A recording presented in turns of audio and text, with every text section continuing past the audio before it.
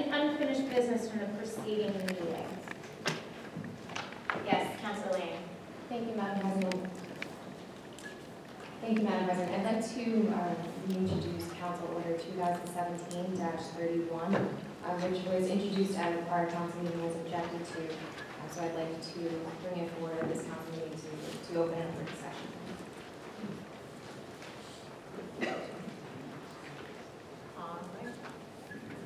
All right. So Councilor Liang has brought Council Order 2017-31, which is on our council calendar. To body, is there anyone wishing to this time? Councilor Liang, yourself. Thank you, Madam President. Yeah. I just want to take this moment to clarify for everyone that I offer this resolution to acknowledge an important conversation that's taking place across our nation, but more importantly, in our neighborhoods here in the city. As a deliberative body of the Quincy government, I believe it's important that we take a lead in this constructive conversation and better understand what people are concerned about. This term, sanctuary city, has been thrown around a lot, and many communities are debating whether or not to adopt that designation. And to be clear, that's not what my resolution calls for. I'm neither advocating in favor of nor against a sanctuary city designation for Quincy. And this resolution is simply about having a community-wide open discussion about these issues. For example, our local law enforcement, through their policies and procedures, are ensuring that the people who call Quincy home feel safe and secure in our community. But I think it's safe to say that there's not a wide knowledge of these procedures. My resolution calls on us, as elected leaders of the city, to engage in a constructive conversation to begin a process of fact-finding and education, again, to get the facts. Of the councilors here today, I believe that we have different arguments as to what this term calls for, which doesn't have an actual definition. In this, we are no different than the people that we represent and the people in this room. In a time of fake news and alternative facts coming from both sides of the spectrum, it's our job and our responsibility to rise above and to get the facts. I believe a well-informed and engaged public is the best way that we can all move forward together. This issue of expanding the conversation and getting more people involved was central to why I ran, and it's very dear to my heart. We chose to run for office to serve the people of Quincy, and part of that service is bringing the community together for these kinds of conversations. Again, many communities have rushed into making a decision on this issue with little to no conversation or understanding. It's led to confusion and more misunderstanding on both sides of the issue. Taking a step to have a community-wide discussion is what I believe to be the only responsible way to look at this issue. Again, my resolution calls on the city, by way of collaboration between the administration, city council, department heads, and other appropriate parties, to engage in a thorough inquiry, including members of the community, to discuss the city's policies and procedures as they relate to federal immigration regulation and the potential local impact. We bring together community leaders, public officials, academics, advocates, and opponents on this issue to meet and talk about what this designation actually means. Quincy is our city, all of us. Not just this body, not just the folks in this room, but everyone. And everyone deserves to be part of that same conversation. Today I'm asking my colleagues on the council for support on this resolution to have the discussion, to acknowledge that the conversation has already taken place in our neighborhoods, and to include our city's government in that conversation. And with that, I'd like to make a motion to move this to Public Safety and Community Engagement Committee to engage in that conversation. And I understand my colleagues would also like to speak on that, but I'd like to make sure to introduce that motion as well. Okay. Thank you. Thank you. So motion by Councilor Liang. Is there a second on the motion? I'll second. Okay, seconded by Councilor Harris. On the motion, anyone wishing to speak? Councilor Devon. Thank you, Madam President. I took an oath over a year ago when I was first sworn in as a councilor at large. That oath was to obey the Constitution and to follow the rules and laws of the land. I also made a commitment to protect the taxpayers of the City of Quincy. My top priorities as a City Councilor are education, public safety, and public works. This includes education in our Quincy public schools, making sure our police officers and firefighters have the proper resources to keep our city safe.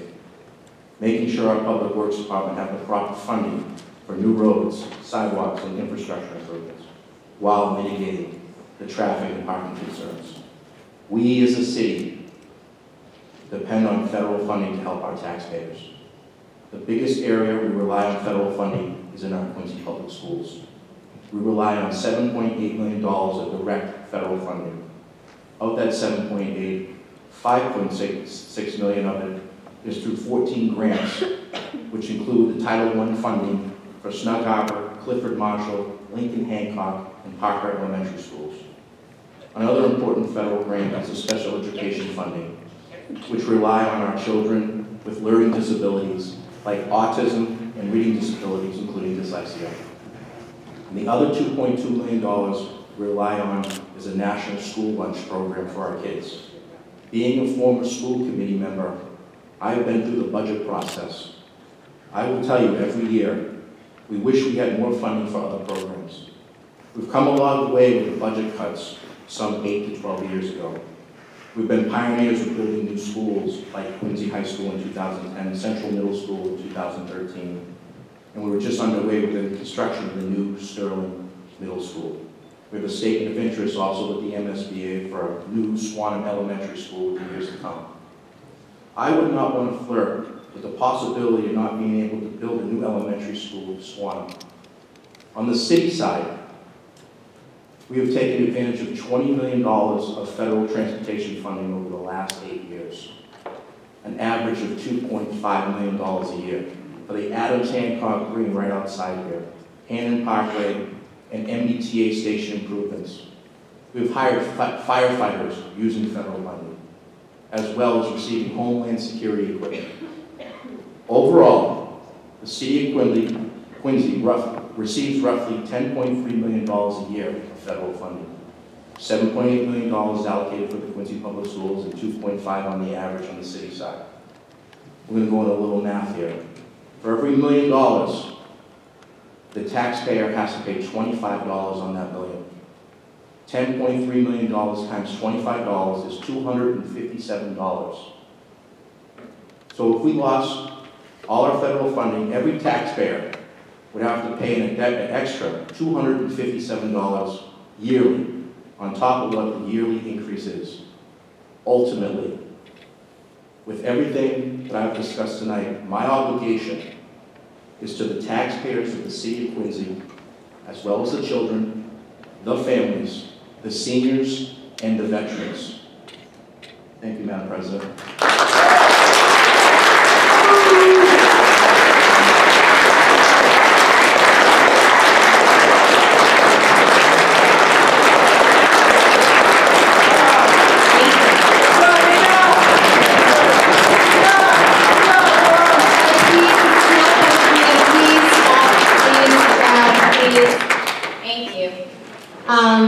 So thank you very much, Councilor Devana. Anyone else wishing to be heard? Yes, Councilor Pitt. Thank you, Madam President. And again, I figuratively rise not in support of sanctuary cities per se, but in terms of a process at the City Council that I've had the privilege and honor of being part of for close to 16 years. And again, I want to make a distinction that may be lost here this evening is there is no order before this body this evening saying that we should declare Quincy as a sanctuary city. What we have is a resolution on the part of one of our members requesting that we look at the issues related to sanctuary cities, in what way that may impact local practices here in the City of Quincy. I'm thinking in terms of this whole issue, that the right of persons to petition the government is something that's goes as far back as to the Magna Carta. It's clearly enshrined in the First Amendment. It's part of Article 19, Part the First of the Massachusetts Constitution. And essentially what we have is we have a very divisive and polarizing issue without question. But what we did have, undeniably, is a number of citizens, voting citizens, who have been requesting various councilors, and I'm sure many have received emails as much as I have. And so for this to come before us, I've been hard-pressed trying to think of a time I remember when such a resolution, which again, distinction between an order and a resolution. A resolution is simply something asking for information. And I pose a question to my colleagues. The next time you think something's important to you or your constituents or it's raised, does it too have the danger of simply dying on the vine, not being referred to a committee where an appropriate discussion could be had? I mean, clearly, look at all of the folks we have on both sides of the issue who are here this evening, who really, within the context of an ordinary city council meeting, don't really even have the opportunity to be heard. But within the context of a public, and I want to stress, public committee meeting, that very opportunity would, in fact, really kind of present itself. I really think my colleague, my honorable colleague, Noel DeBona, as another councilor at large, raises some real serious issues, without a doubt, that there's some questions here. But the thing that we can't ignore is that a lot, and I mean a lot, has changed in a year. And it's something for a little, again, in terms of facts, based on governmental data, I think it's important to point out that the Obama administration has deported more people than any other president's administration in history. That's about 2.5 million. It's not even counting his third year, his final year. In fact, they've deported all the sum of all the presidents of the 20th century. And again, between 2009 and 2015, that's more than 2.5 million people that have been deported. This doesn't include self-deported. This isn't those who are turned away or returned to their home country at the border. And part of the success in the level of deportation that came about was because during that administration, they had worked in creating the so-called priority enforcement program. And they constructed that program in conversation with major chiefs and police enforcement local jurisdictions across the country. Now, from a police perspective, one of the issues that's really there is that they need to strike a right balance between getting and keeping people out of the community and still being able to have people living within their jurisdictions that will cooperate with police. The Major Cities Chiefs Association, which represents the 68 largest law enforcement agencies in the U.S., are very concerned with some changes that have taken place. And that was reflected, interestingly enough, when we were meeting here last Tuesday. Homeland Security issued that memorandum, which is that they're switching back to the Secure Communities program. And again, this is something that actually existed during the Bush administration, but tied into it also is the so-called 287G program that in fact can allow, again, it's voluntary to this point anyway, deputization of local enforcement agencies in carrying out the key mission of ICE around deportation itself. If you don't think that has possible, that commingling of those sources don't have serious tax ramifications for us, they do.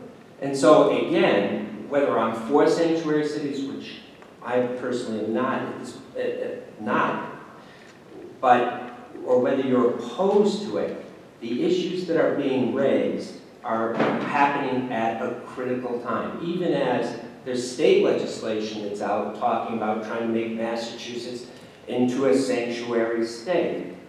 So here's the rub. I mean, Councilor DeBona points out the critical connection between federal resources. And again, the president's threat to take that away from sanctuary cities.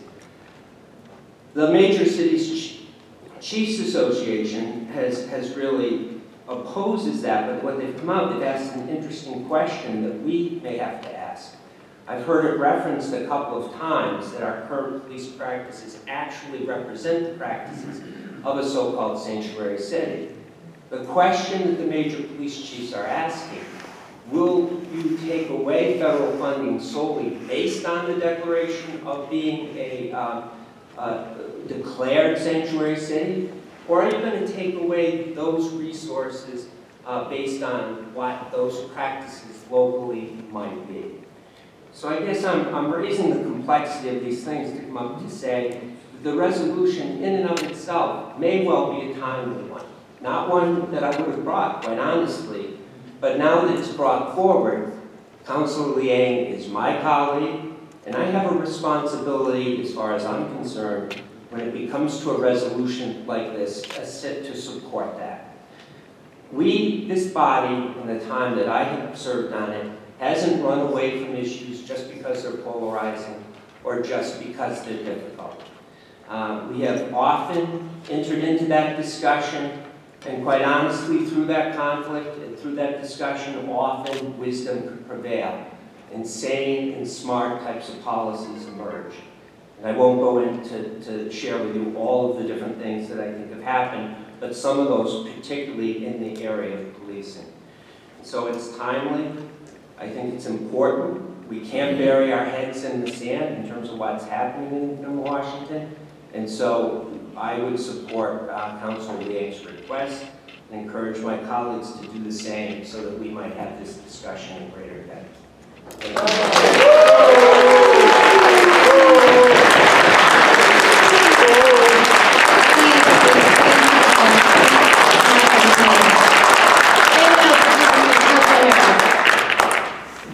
Thank you, Madam President. Well, a lot of discussion has taken place regarding my objection to my colleague, Councilor Liang's resolution on holding a discussion on the topic of sanctuary city proposed 2 weeks ago. First off, I want to make one thing perfectly clear before I speak on the resolution put before us again tonight. I will not support the term sanctuary city to be labeled on our great city. I would oppose, thank you. I would oppose any legislation that changes the city's current policies to include a formal designation as a sanctuary city. The City of Quincy's police department has not and does not enforce federal immigration law, and it never has. It does not run immigration status at traffic stops. It does not track immigrants. It does not ask witnesses about their status.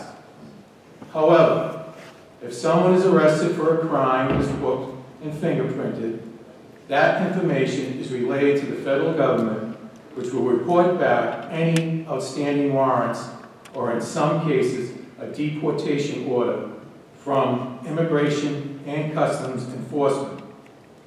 At that point, police will ask ICE if they would like the criminal suspect held. This has been the policy for many years, and the police chief has said it is a rare occurrence in any event. As I have said many times before, slapping a label on our city just seems to be a solution in search of a problem, and one that seems based on people's prejudged positions and not the facts on the ground.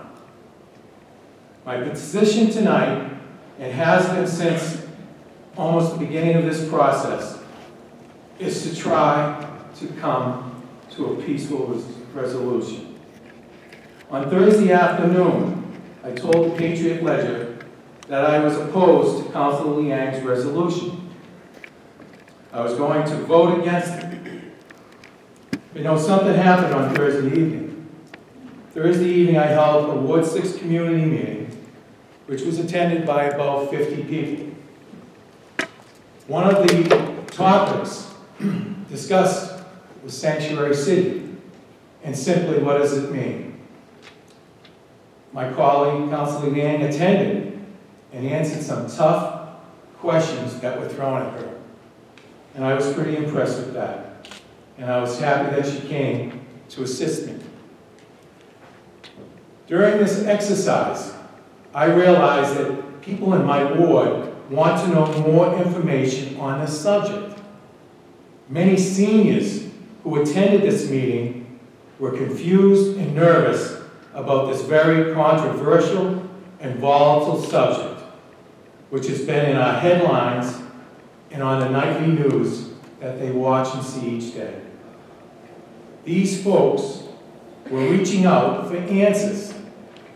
For that reason, I will support Councilor Liang's resolution and vote yes on a discussion, and just a discussion only. Remember, one of the things in the amendments, the Constitution is freedom of speech. We can speak on and discuss this. If for some reason my colleagues do not vote in favor of this, and there is a call for more discussion by my constituents in my ward, I will certainly accommodate them and hold community meetings if need be. So if I haven't confused you already, I've confused myself. But thank you, Madam President.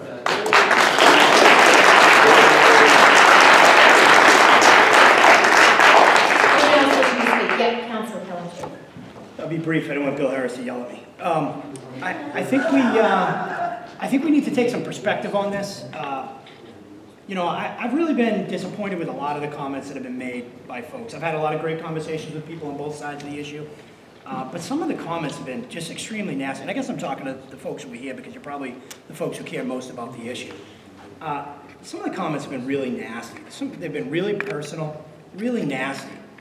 And they're just, we're better as a community than that, collectively. And insults have no place in a conversation. I don't care how you feel about the issue. Shouldn't be yelling at people, shouldn't be calling people nasty names and writing things on Facebook about them. I mean, it's shameful. We're better than that as a community. I expect more. Quincy has been and always will be a city that welcomes immigrants. That's our history and that's our future. From the Irish, the Italian, the Swedish, to the Chinese and Vietnamese, Quincy has always welcomed those seeking a better life. And we will continue to do so in the future.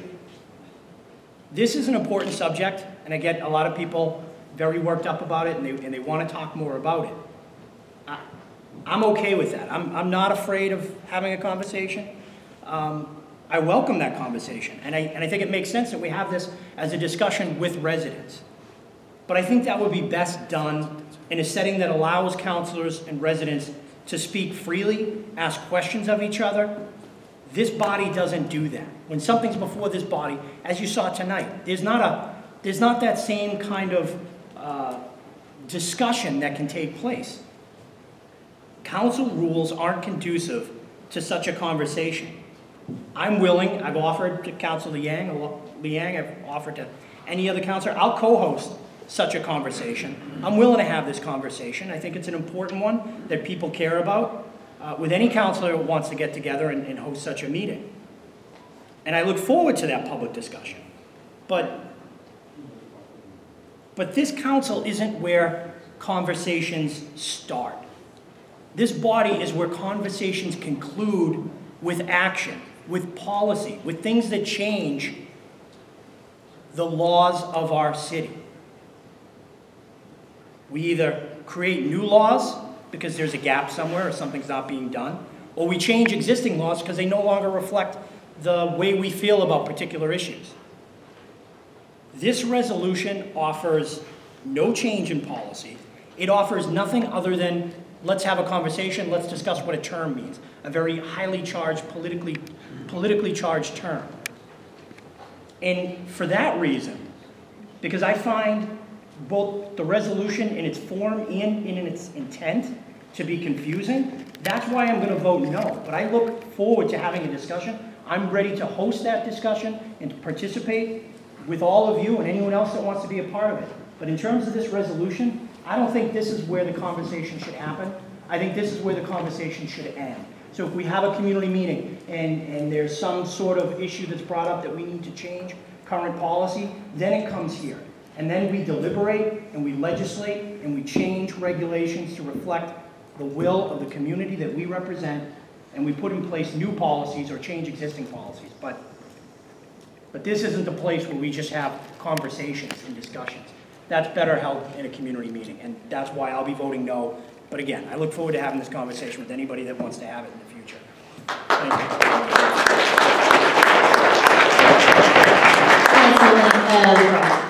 Thank you, Madam President. Councilor Palmucci, you expressed my sentiments pretty much verbatim what I was planning to say. I think hearing and seeing the audience here, for public to have input, this is not the forum. We, as a ward council, I host public meetings, community meetings, and get that input as a standard. Any project that's going to the planning board, I bring it into the neighborhood and let the neighborhood get an understanding, an informal opportunity to have a discussion and have their questions answered and get an understanding of what that impact is going to be to them. It's all about doing your homework and having a process and recognizing what the role of this body is as a governmental policy, as the legislative body of the City of Quincy. I too will be voting no for the resolution.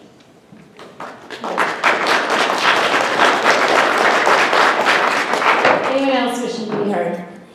Anyone else? All right, very well. I'll just speak briefly and then we'll go for a vote. I support our law enforcement agencies here in the city, here in the state. I am proud of the work they do. As many of my colleagues have pointed out this evening, this before us this evening, this resolution is not asking us to become a sanctuary city, whatever that term means.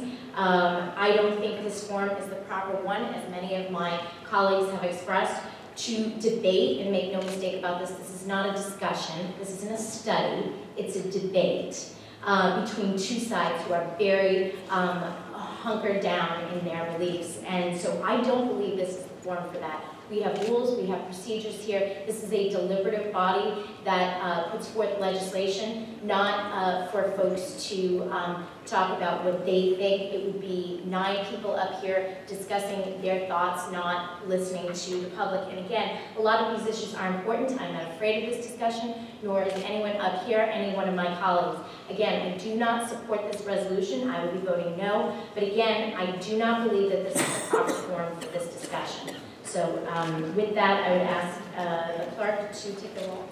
Councilor King. No. Councilor Crowe. No. Councilor DeBona. No. Councilor Finn. Yes.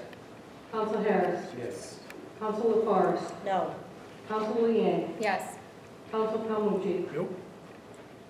President Hughes. No.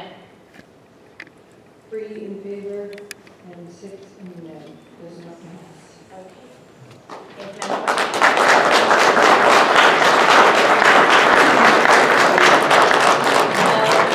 Clerk. Yes, Councilor Finn. Again, I do sincerely want to take some time to thank everybody on both sides who came out this evening.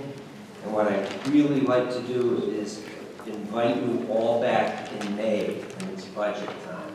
Yes. Please be out there, because that is the stuff that really matters here as well. So thank you all for your participation. Great. Thank you, Councilor Finn. Reports of committees. Councilor Kroll. Thank you very much. Now,